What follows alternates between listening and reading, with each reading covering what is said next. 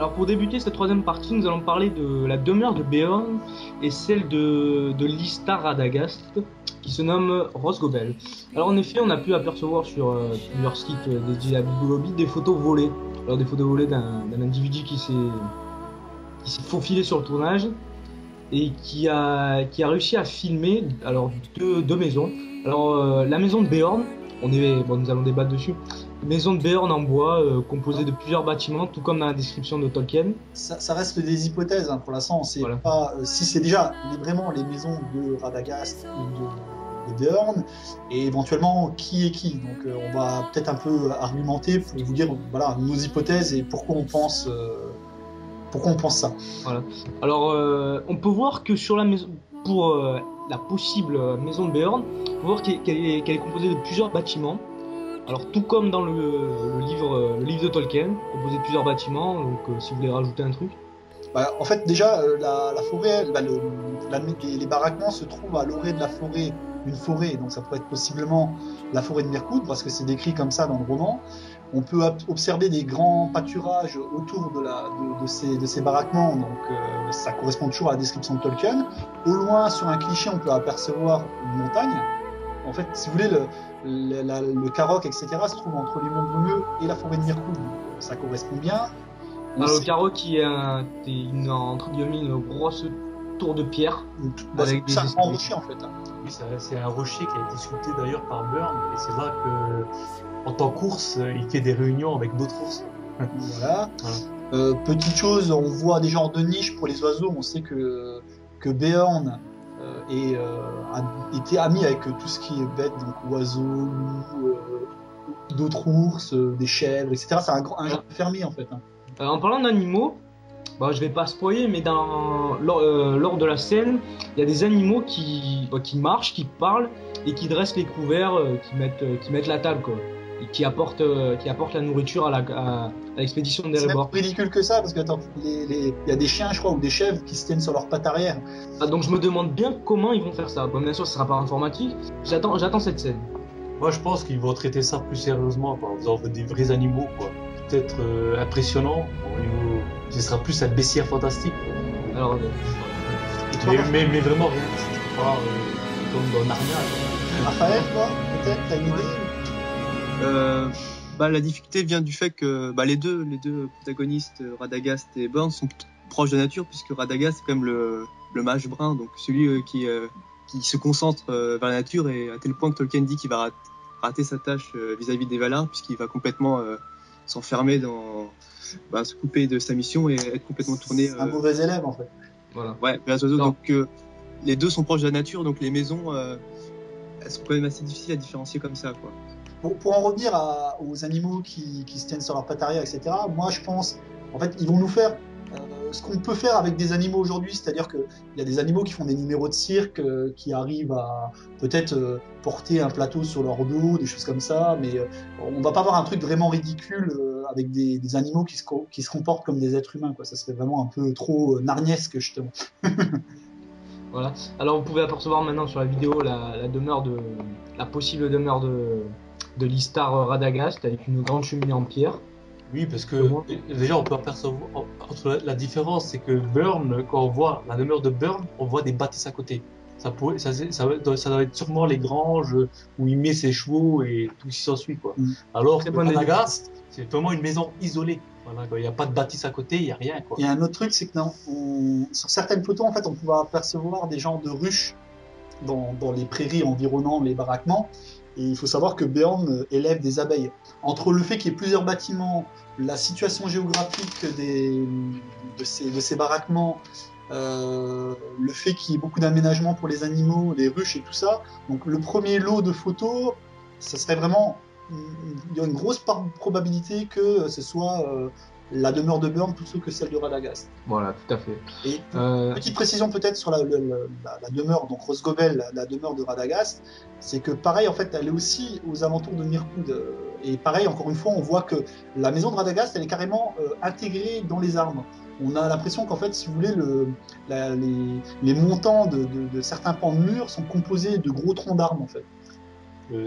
Beorn et Radagast sont un peu voisins, quoi. Ouais, c'est des grands amis, on va dire, entre guillemets, quoi. Et là, le baraquement de Burn, petite précision, comme celui de Rosgobel, on voit qu'ils ont des toits en chaume ou en herbe. Ouais. Et à aucun moment, si vous voulez, pour la maison de Burn, on nous parle d'une cheminée en pierre. C'est carrément que du bois, normalement, la maison de Burn. Là, c'est une espèce de chalet, quoi. Voilà, les fermes, quoi. Alors, je pense que l'hypothèse est bonne et on verra dans un an. Alors pour continuer avec cette troisième partie, alors nous avons des rumeurs. Des rumeurs nous a appris que la production voudrait s'attarder dans la région de Golden Bay et notamment sur les bords d'une énorme crevasse nommée Harwood Hall. Donc si tu veux nous donner plus de précisions, Raphaël. Ouais, donc comme on peut voir sur les photos, donc on a une crevasse assez longue. Donc moi, mon premier réflexe quand j'ai vu, c'est de penser à la crevasse de Smaug. Donc bien sûr, c'est une hypothèse, hein, mais dans le roman, il y a sur le mont solitaire, on est décrit une crevasse donc dans laquelle Smaug est enfui avec son trésor. Donc pour moi, ça serait Smaug, mais ça reste une hypothèse. Hein. C'est la fameuse photo de la trouée lumineuse qui fait penser ça à pas mal de monde, je pense. Je sais pas si c'est à cause de ça, Raphaël, toi aussi. Ouais, c'est exactement ça, ouais. David, tu es de son avis? Alors moi j'ai plusieurs hypothèses. Bon, en fait, si vous voulez, la terrasse, pour vous faire une petite description, elle est décrite comme c'est un gouffre en fait qui fait 15 mètres de diamètre, 200 ou 300 mètres de profondeur. Et en fait, quand on descend dans cette crevasse, on atterrit dans un petit réseau de grottes souterraines. Donc en fait, on voit très bien que c'est un décor caverneux, on va dire entre guillemets. Moi aussi, par rapport à la trouée lumineuse, j'ai pensé à l'antre de Smaug dans un premier temps, mais ça pourrait très bien être encore des plans supplémentaires pour les monts brumeux, donc qui se passent aussi dans des cavernes, dans un lieu montagneux. Ça pourrait aussi être, on pourrait y aménager l'intérieur de la forteresse de Thranduil. C'est aussi un réseau de cavernes parce que c'est dans une colline. Donc après, reste à voir, mais c'est vrai que la première idée qui m'est venue comme ça, comme pour Raphaël, c'est l'antre de Smaug. Je sais pas ce que t'en penses, toi, Sabator. Moi, je pense que ce serait plutôt les monts brumeux.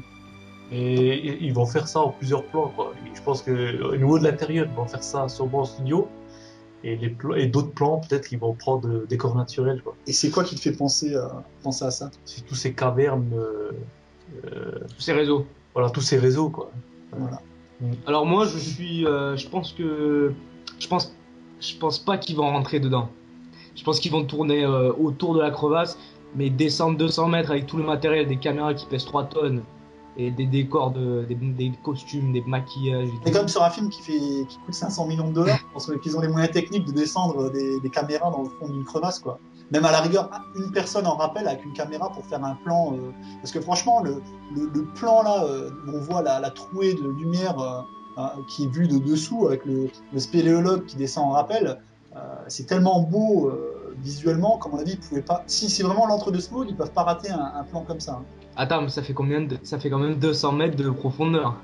Mais bon, voilà, quoi, envoyer, ils ont le matériel technique nécessaire pour faire descendre ça avec des systèmes de grue ou autre, quoi. Hein, je veux dire, en plus, ils ont des caméras portatives, la fameuse, comment ils appellent ça, La Red Epic. Ouais, mais ça, c'est toutes les caméras 3D, c'est la TS5 en mode portatif qu'on voit à un moment dans la. Ah oui. Donc, ils descendent une caméra comme ça, je pense pas que ça doit être un gros défi technique pour eux, et ils prennent quelques plans du dessous, quoi. Je sais pas ce que t'en penses, Raphaël. Moi, je pense qu'ils pourraient descendre s'ils ont la possibilité, ils vont pas se priver d'un plan comme ça, mais bon, après, ils peuvent toujours essayer de recréer l'antre en studio, mais je pense que Peter Jackson, s'il a l'occasion d'avoir un décor réel, il essaiera d'avoir ces plans-là. C'est vrai que parce que la région de Golden Bay, apparemment, c'est beaucoup de criques, de baies, on dirait plus des genres de stations balnéaires avec un parc naturel. Donc ce lieu-là vraiment est vraiment stratégique et majestueux à lui-même, quoi. C'est-à-dire, au lieu de dépenser des millions pour faire des plans en images de synthèse, là ils ont un vrai décor naturel qui est magnifique, quoi. Donc surtout sûrement la lumière qui rentre dans ça donnera des choses intéressantes. Des super effets, ouais, je pense. Peut-être qu'ils tourneront de l'extérieur en pointant la caméra vers le trou et qui tourneront ça et qui mettront ça sur ordinateur et on verra Smaug voler et sortir de sa taverne, de son antre, parce qu'il sortira sans spoiler. Faut pas oublier qu'ils ont été au Mont Rapaitu, là je sais pas comment il s'appelle, où ils ont été tournés les scènes avec Gollum et compagnie, ou les scènes avec de la communauté de l'anneau. C'était aussi un peu périlleux, ils sont venus avec des hélicoptères, ils avaient tout ce qu'il fallait, donc comme je dis, c'est un film à gros budget, je pense pas pour eux, c'est un truc insurmontable de descendre une caméra ou deux dans le fond d'une caverne, quoi.